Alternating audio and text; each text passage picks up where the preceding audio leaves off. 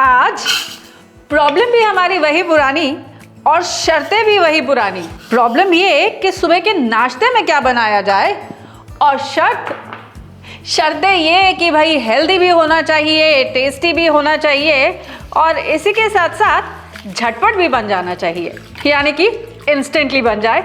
ऐसा कुछ नाश्ता हमको चाहिए। तो चलिए, हर बार की तरह आपकी हर प्रॉब्लम का सलूशन लेकर मैं हूँ हाजिर, और शेयर कर रही हूँ आज आपके साथ एक ऐसी इंस्टेंट मूंग दाल की इडली जो बन जाएगी केवल 15 मिनट में बिना दाल को भिगोए।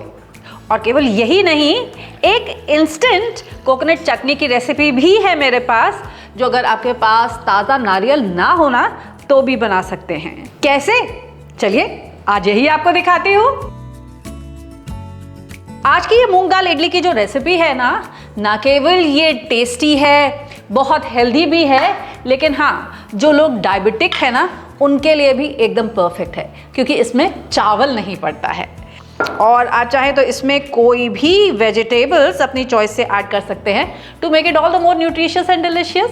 तो चलिए फिर शुरू करते हैं, बनाते हैं इंस्टेंटली हमारी मूंग दाल की इडली।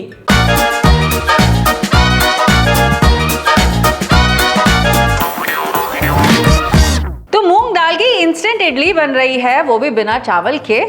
और इसके लिए जैसे आपने देखा, मैंने यहाँ पर 1 कप मूंग दाल को धो करके रख लिया है। अब करना क्या है, लेते हैं हम अपना मिक्सी का जार और उसमें ले लेंगे ये मूंग दाल।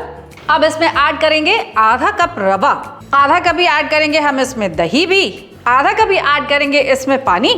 इसी के साथ ऐड करूंगी मैं इसमें 2 हरी मिर्च तोड़ करके और आधा इंच का टुकड़ा अदरक का भी। अब इसको पीस करके इसका एक फाइन पेस्ट बना लेंगे। लीजिए, एक फाइन पेस्ट हमने बना लिया। ये देखिए, कुछ ऐसा पेस्ट आपका रेडी हो जाएगा। अब 5 मिनट के लिए इसे हम रेस्ट करने देंगे, ताकि ये जो मूंग दाल है और रवा है ये फूल जाए, और तब तक बाकी की सारी तैयारियां कर लेंगे। मैं ऐड करने जा रही हूँ उसमें कुछ वेजिटेबल्स तो वेजिटेबल्स प्रिपेयर कर लेते हैं। तो गाजर को अपने ग्रेटर की ये जो मोटी वाली आई है ना, इससे गाजर को ग्रेट कर लूंगी।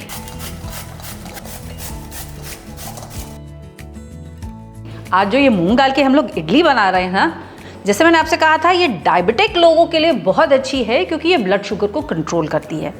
ऐसे ही people who are suffering from heart diseases या जिनको दिल की बीमारी है, उनके लिए भी ये बहुत अच्छा है, क्योंकि ये कोलेस्ट्रॉल को भी कंट्रोल करने में मदद करता है।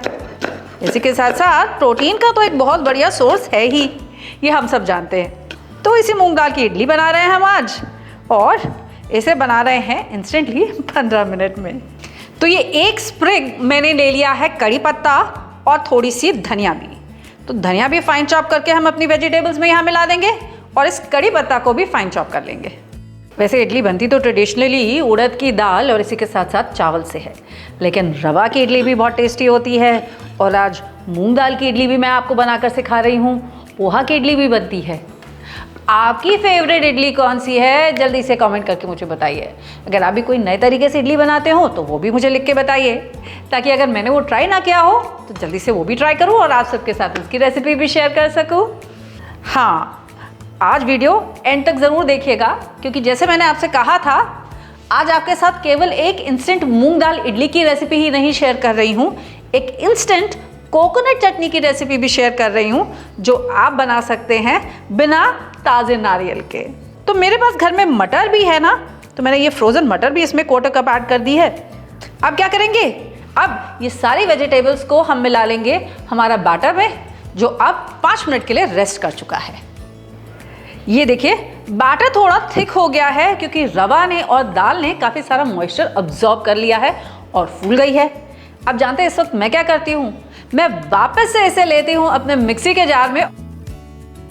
अब इसमें ऐड करेंगे चुटकी भर हल्दी, 1 चम्मच नमक, और इसको पीस करके को स्मूथ कर लेंगे। अब देखिए हमारा बैटर एकदम स्मूथ हो गया। अब ऐड करते हैं इसमें ये सारी वेजिटेबल्स जो हमने प्रिपेयर करके रखी हुई हैं, and just mix these in. At this stage अगर आपको अपना बैटर बहुत पतला लगे ना, तो आप इसमें 1 टेबल स्पून रवा मिला सकते हैं, और अगर बहुत थिक लगे तो 1 टेबलस्पून पानी मिला के इसे थोड़ा सा थिन आउट कर सकते हैं। अब इसमें मिलाते हैं हमारा जादू का इंग्रेडिएंट जो देगा हमारे बैटर को एक इंस्टेंट राइस, और वो है 1 टीस्पून फ्रूट सॉल्ट।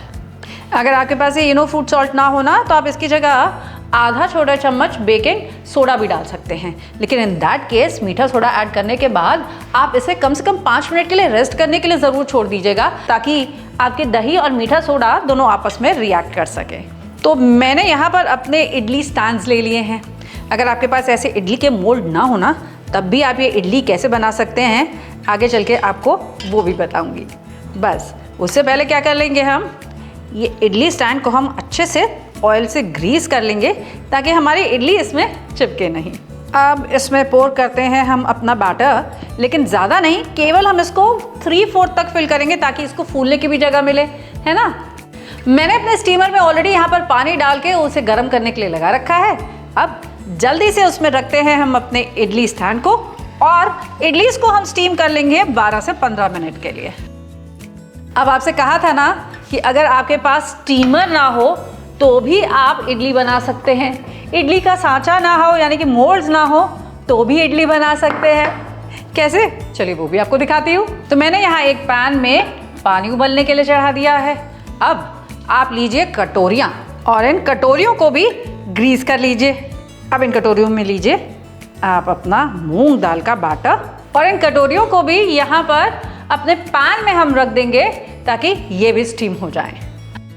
अब 8 से 10 मिनट के लिए ना आप अपनी इडली को पक जाने दीजिए, और तब तक जो आपसे मैंने कहा था ना इंस्टेंट कोकोनट चटनी विदाउट फ्रेश कोकोनट कैसे बननी है, आपको वो भी बता देती हूँ। तो 1/4 कप लेंगे हम डेसिकेटेड कोकोनट, और 1/4 कप ही ऐड करेंगे इसमें ये भुना चना।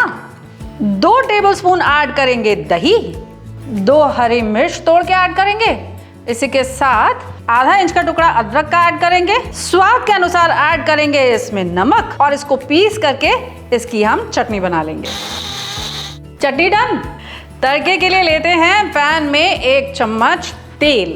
तेल जब हो जाएगा अच्छे से गर्म, तब ऐड करेंगे हम इसमें अपना तड़का। इसके लिए सबसे पहले तो सरसों के दाने, इसी के साथ 1 छोटा चम्मच उड़द की दाल, 1 छोटा चम्मच चने की दाल। इन्हें पहले हल्का सा गोल्डन कर लेंगे।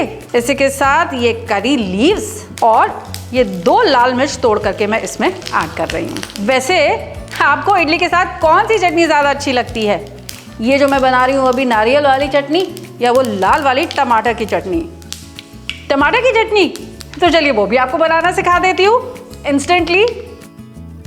तो टमाटर की चटनी बनाने के लिए इसी पैन में मैंने ले लिया है फिर से थोड़ा सा ऑयल। इसमें ऐड करूंगी आधा इंच का टुकड़ा अदरक का, जिसे मैंने स्लाइस कर लिया है। 1 चम्मच सरसों, 1 चम्मच उड़द की दाल, 1 चम्मच चने की दाल, ये 3 टमाटर जिन्हें मैंने हाफ्स में कट कर लिया है, 5 से 6 कली लहसुन की, 1 लाल मिर्च, आधा चम्मच नमक। अब इसे ढक के मैं पका लूंगी 4 से 5 मिनट के लिए, जब तक कि टमाटर थोड़े से सॉफ्ट नहीं हो जाते। तो रुकिए, पहले इस चटनी को हटा दूं मैं यहाँ से। ये देखिए परफेक्टली सॉफ्ट और स्पॉन्जी इडलीज हमारी रेडी हो गई। ये हमारा फर्स्ट बैच ऑफ इडलीज निकल आया।